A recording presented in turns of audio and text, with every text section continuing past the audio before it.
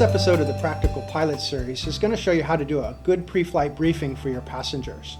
Actually, it starts out with how not to do a pre-flight briefing for your passengers, giving you some ideas of things to avoid.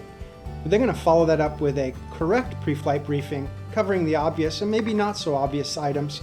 And then finally, we're going to end it with a slightly different pre-flight briefing, which is when your passenger is also a pilot, since there's some additional things you want to consider in that particular briefing. Please enjoy the video. Okay, are you excited about this? Good. So we finished the outside safety inspection. Now what we need to do is make sure that we're also aware of what's happening inside the plane here, okay? So first of all, let's try and figure out how these seat belts work, how these door latches work, okay? So that's that. Now, what we need to do is make sure that when you're in here, do not touch anything in the cockpit, because that can make us crash, all right? And speaking of crashing, when we do crash in a field, what's going to happen is the plane is going to cartwheel a few times. And as soon as it stops doing that, I need you to run away as fast as you can, because the plane can blow up, okay? This is very, very important. Now, what we need to do is, there could always be a fire inside the cabin during the flight. So I need you to be aware of where the halon fire extinguishers are, okay? They're right back there. They're very poisonous. So when you're using them, make sure that you do not breathe, okay? Are we ready? Where are you going? Where are you going? Venus, welcome to the airplane. Thank you. Ready to fly? Yes. While you were waiting in the office, I inspected the aircraft, made sure it was airworthy, everything was ready. Last step before we start the airplane is to brief you what we call the passenger briefing, safety briefing, just like on a commercial flight. Tray tables up, seat belts and the like, I have to do the same thing, but also ask if you have any questions, make sure you're comfortable with it.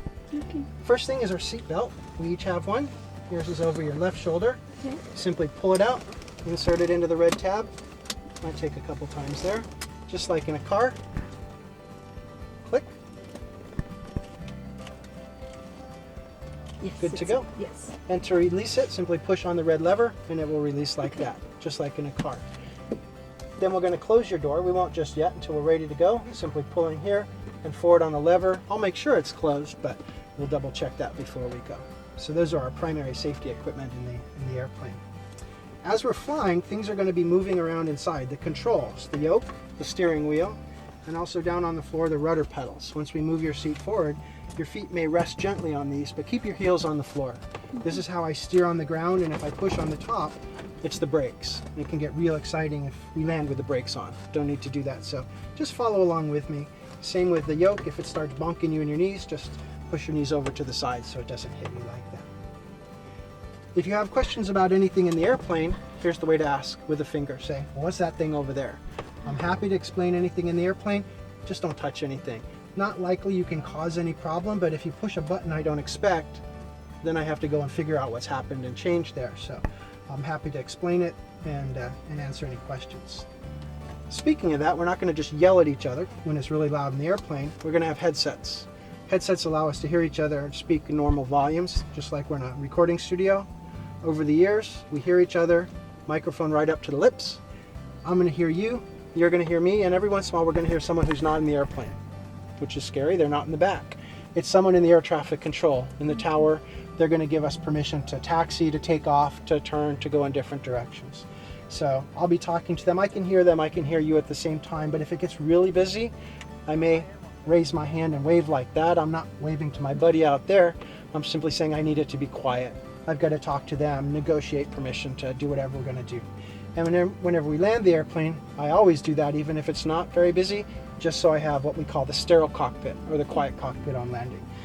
That's especially important if we have kids in the airplane, which I say be quiet. Of course they can't. I actually can push that switch there and make everyone go away and make it nice and quiet in the airplane.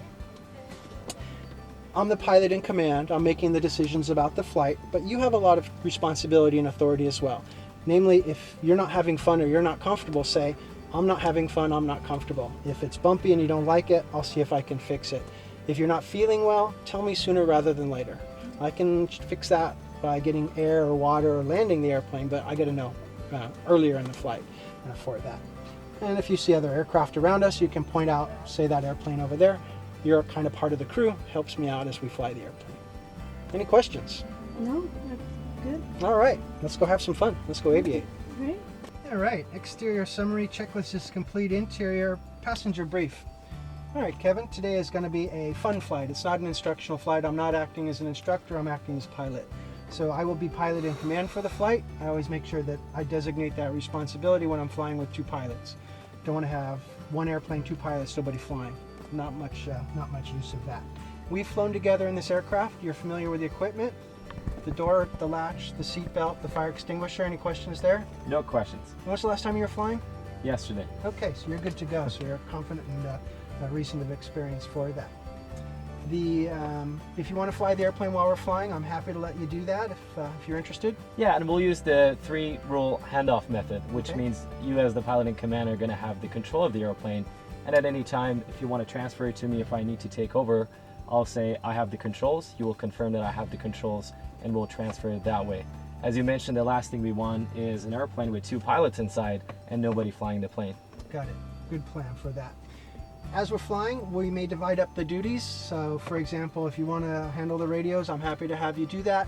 But we'll do that where it makes sense. Once we get away from the tower, frequency change approved, or out into the en route network, then we can do that. But we won't do it right here at the airport.